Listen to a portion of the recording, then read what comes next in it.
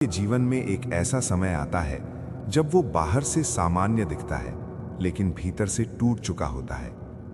परिवार की जिम्मेदारियां, रिश्तों की अपेक्षाएं और मन के भीतर चल रहा लगातार संघर्ष, यही आज का कुरुक्षेत्र है। हजारों वर्ष पहले इसी कुरुक्षेत्र में अर्जुन खड़ा था और जब उसका मन डगमगाया तब श्री कृष्ण ने जो कहा वो केवल युद्ध के लिए नहीं, पूरे जीवन के लिए था। आज के इस पार्ट 1 में हम श्रीमद् भगवद गीता के उन संदेशों को समझेंगे। जीवन की सबसे बड़ी उलझन। मनुष्य का जीवन बाहर से जितना सामान्य दिखाई देता है, अंदर से उतना ही जटिल होता है। हर चेहरे के पीछे एक कहानी है, हर मुस्कान के पीछे कोई न कोई चिंता छिपी है।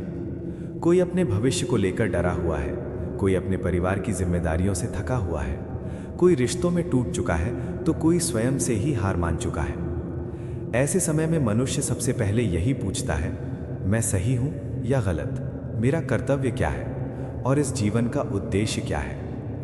हजारों वर्ष पहले यही प्रश्न कुरुक्षेत्र की रणभूमि में अर्जुन के मन में भी उठा था और उसी प्रश्न से जन्म हुआ श्रीमद् भगवद गीता। गीता कोई केवल धार्मिक ग्रंथ नहीं है, ये मनुष्य के मन, व्यवहार, रिश्तों और जीवन की दिशा को समझाने वाली सबसे गहरी मार्गदर्शिका है। आत्मा का सत्य, जीवन की नींव। गीता का पहला और सबसे मूल संदेश है, तुम ये शरीर नहीं हो। मनुष्य अपने पूरे जीवन शरीर को ही स्वयं मानकर जीता है। उम्र बढ़ने का डर, बीमारी का डर, मृत्यु का डर, ये सभी डर इसी अज्ञान से पैदा होते हैं। श्रीमद् भगवद गीता कहती है, आत्मा न जन्म लेती है न मरती है, वो शाश्वत है, अविनाशी है। शरीर बदलता है पर आत्मा वही रहती है।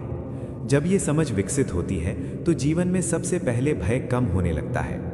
परिवार में भी अधिकांश संघर्ष अहंकार से पैदा होते हैं। मैं सही हूँ, मेरी बात मानी जानी चाहिए।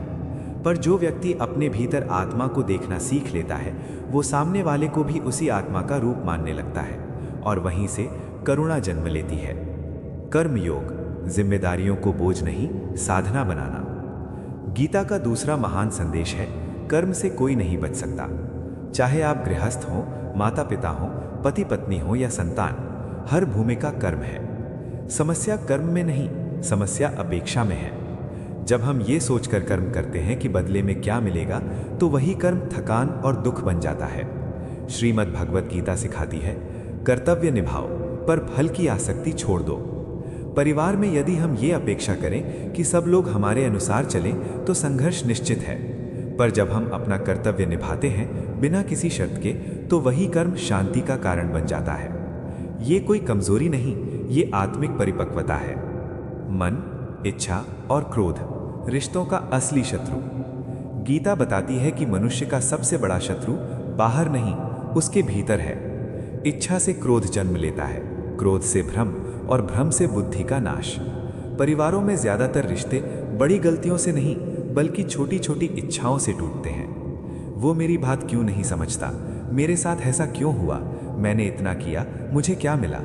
ये प्रश्न मन को अशांत करते हैं। गीता सिखाती है, जो मन को समझ लेता है वही रिश्तों को संभाल सकता है। संयम, धैर्य और मौन, ये गीता के सबसे शक्तिशाली हथियार हैं। भक्ति, अहंकार का विसर्जन।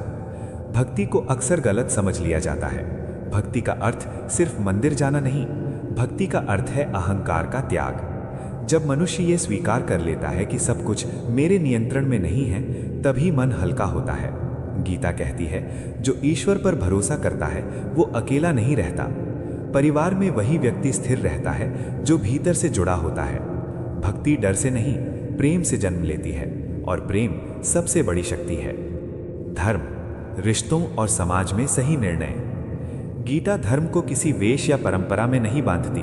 धर्म है सही समय पर सही कर्म। परिवार में गलत को गलत कहना, अन्याय का विरोध करना, यही धर्म है। डर के कारण चुप रहना आत्मा को कमजोर करता है। गीता सिखाती है, सत्य के साथ खड़े रहो, भले ही राह कठिन हो। संसार और संतोष, शांति की कुंजी। गीता संसार को झूठा नहीं कहती, पर यह जरूर कहती है कि यह स्थायी नहीं है। धन, प्रतिष्ठा, सुख सब आते जाते हैं। जो व्यक्ति संतोष सीख लेता है उसके जीवन में कलह कम हो जाता है। जो मिला है उसे प्रसाद मानो, जो नहीं मिला उसे भी स्वीकार करो। गीता हमें जीवन से भागना नहीं सिखाती, बल्कि जीवन को समझकर जीना सिखाती है।